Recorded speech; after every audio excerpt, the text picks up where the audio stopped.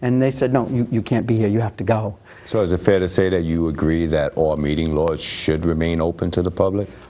Well, I'm always uncomfortable with extreme words of all, every, none, okay, because life isn't cut and dry like that. There are situations where there does need to be privacy respected, but my inclination is that we could open up probably 90%, especially salaries and benefits and things like that. When you say that privacy, should government employees that are paid by taxpayers have privacy?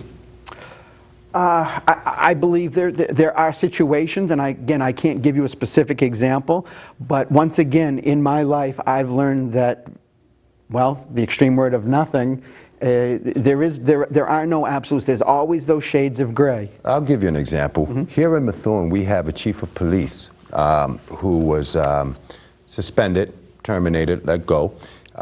And the city and the chief of police decided to, instead of having an open meeting, they were going to bring it to a committee. That committee ended up ruling against the city. So basically, if the meetings were open to the public, because chief of police is paid by taxpayers, so if it's open to the public would have known what was happening.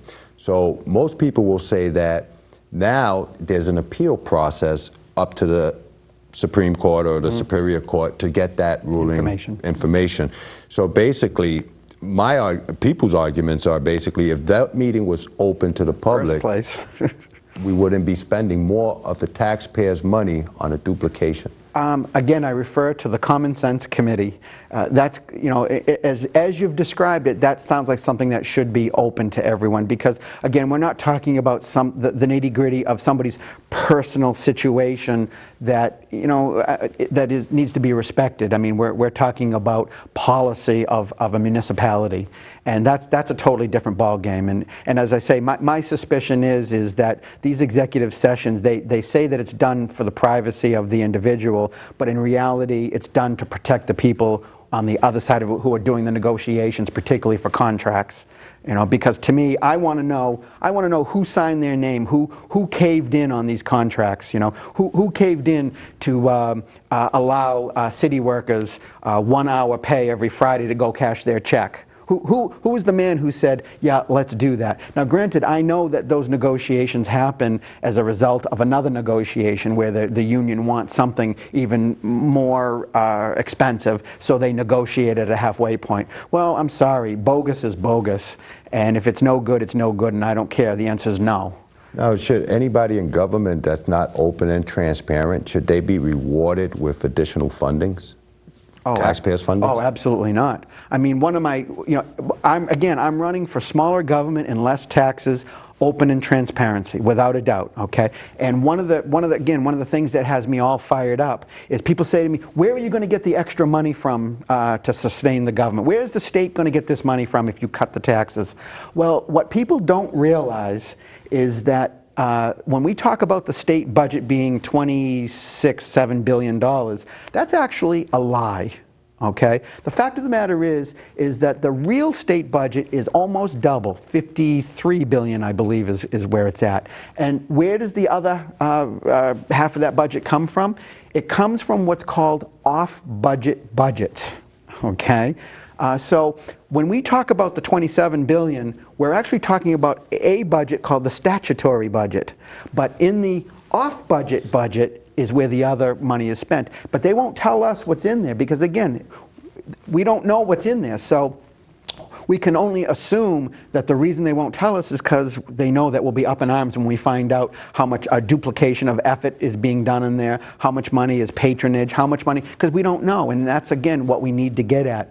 For most people, when you talk about the off-budget budget, they assume that they put you in the kook box, and what happens then is you get ignored. But the fact of the matter is, for the first time, a mainstream politician, Charlie Baker, mentioned on the Dan Ray show, okay, he mentioned that the budget was $53 billion or 50-something billion, and that it was in the off budget. And Dan Ray said, "Are you agreeing with those crazy tax cutters?"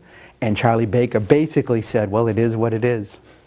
Did you watch the debate last night? Unfortunately, I was not able to watch it, but I'm going to watch it online. It's being repeated. So Great. Now, if people wanted to volunteer to help you in this election, what do they need to do? Where do they need to go? Who do they need to contact in order to reach you and help you? well, the best way is to contact me either through my website, votechuckk.com, or you can send me an email, chuck@votechuckk.com. We went with Chuck K because, well, Kuniewich is just a little bit of a tongue twister for people. And it was for me as well, Chuck Kuniewich. We practiced. Yeah, it is.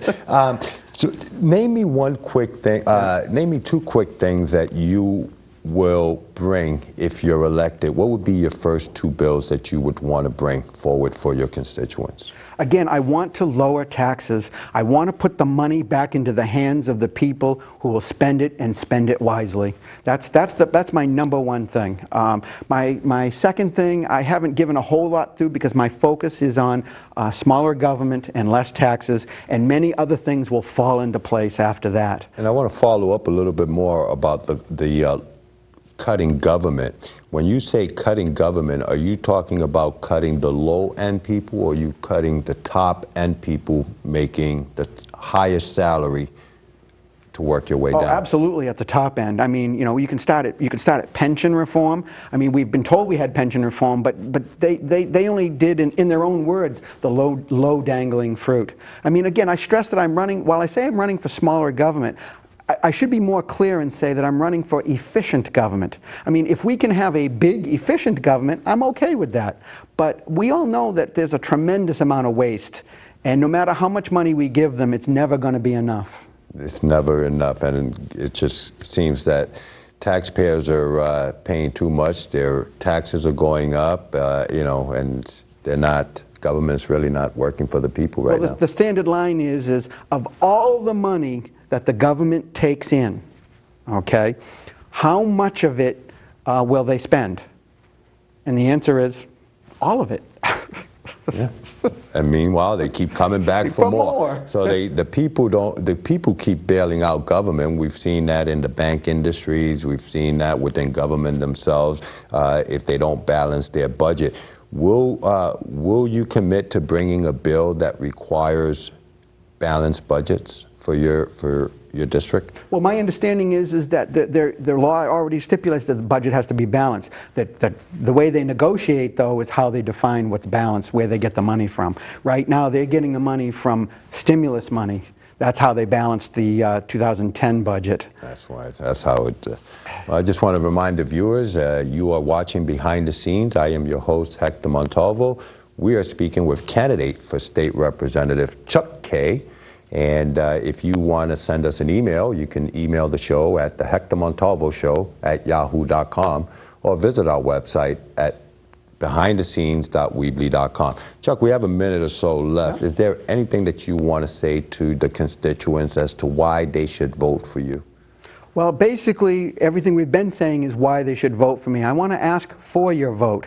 That's what I'm asking for. And if you want to have a question, if you want to question me, feel free. My webpage is votechuckk.com.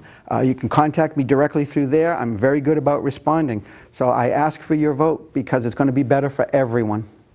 Well, we appreciate you being open and transparent. I apologize for you for the governor not being open and transparent in the early segment. Once again, you've been watching Behind the Scenes. Join us next time as we go behind the scenes to ask the tough questions, bring you their responses, and we let you decide. Thank you for watching.